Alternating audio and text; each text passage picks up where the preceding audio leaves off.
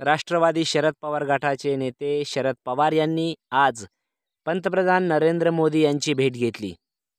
भेटीचं कारण जरी बाहेर असं सांगण्यात आलं असलं की शेतकऱ्यांचे प्रश्न आहेत, तरी यामागे बरंच राजकारण दडलेलं आहे असं आपण म्हणू शकतो.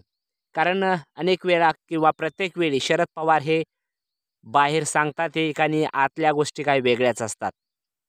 मित्रांनो, शरद पवार आणि उद्धव ठाकरे यांच्यामध्ये एक प्रकारे शर्यत लागलेली आहे. ती शर्यत अशी आहे की भाजपाबरोबर कोण अगोदर जाणार.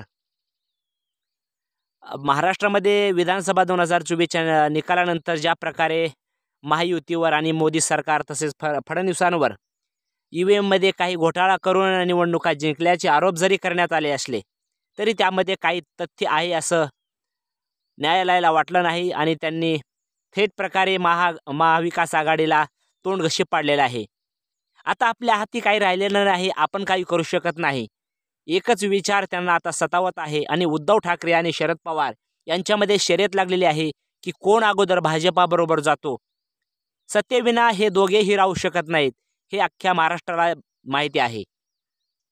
मित्रांनो, कालच नागपूरमध्ये मुख्यमंत्र्याच्या कार्यालयामध्ये उद्धव ठाकरे यांनी फडणवीसांची भेट घेतली आणि आज शरद पवार यांनी पंतप्रधान नरेंद्र मोदी यांना डाळिंब खाऊ घालत शेतकऱ्यांनी जे आणलेले होते मोदी यांची भेट घेतली.